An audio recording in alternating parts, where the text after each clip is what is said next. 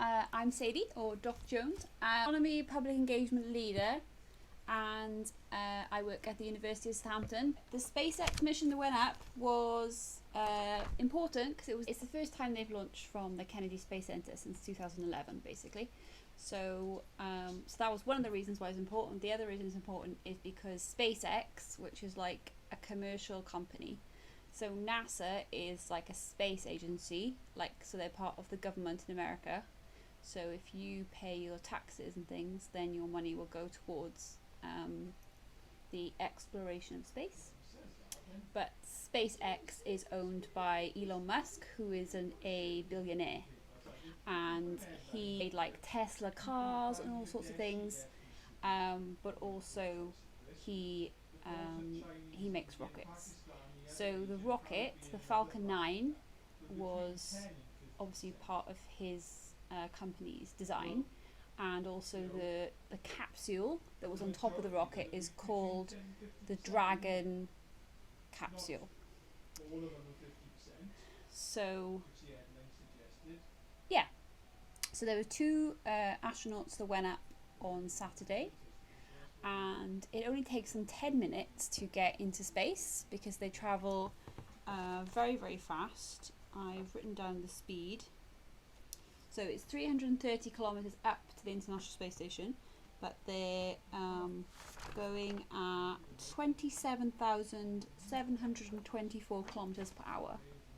So it only takes them 10 minutes to get to the height of the International Space Station, but then they have to chase it down within the orbit. So it took them another 19 hours to get to the space station. So there was already, I think, 4 astronauts on the space station. The astronauts who are on the space station are usually a mix of NASA astronauts, so usually American, or from the Roscosmos, which is the Russian astronauts. So there's usually 2 of each usually.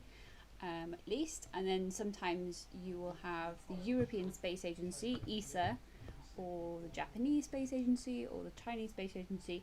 They will send people up to the space station as well. So the other cool thing about the SpaceX rocket is that in the past, you might have heard of the shuttle that used to go up to the space station.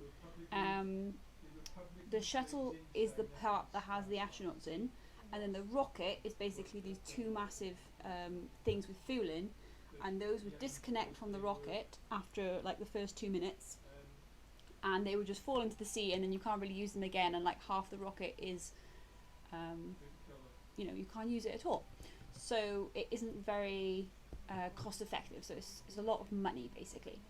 So the cool thing about the SpaceX rocket, and I do recommend you look on YouTube to see the Falcon 9.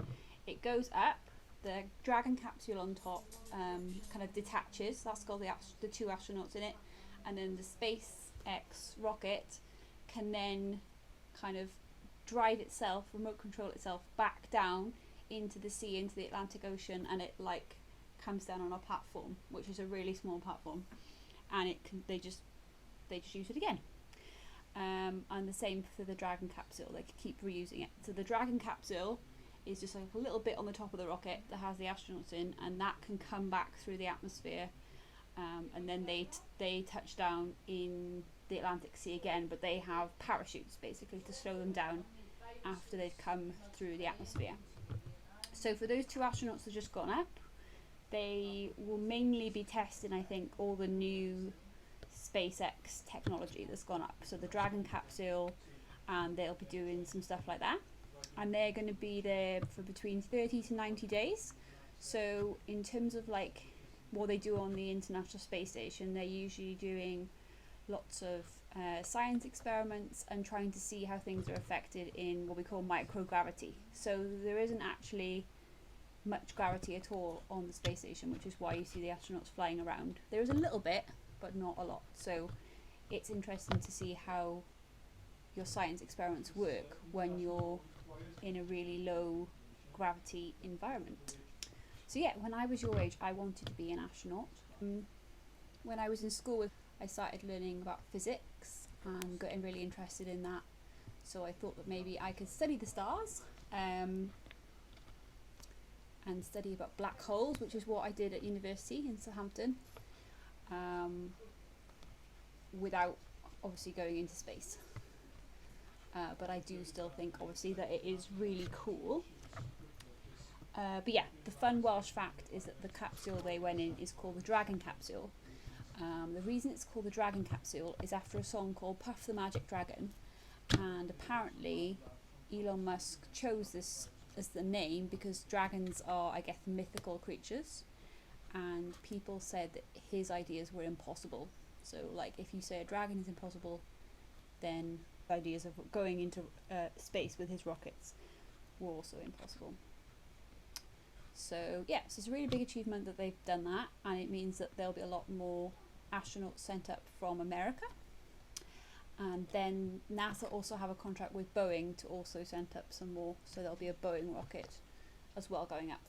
And the suits that they wore, it wasn't Ted Baker. My dad thinks it's Ted Baker, but it wasn't. It was a Hollywood costume designer who worked on the Captain America films and the Batman vs Superman films.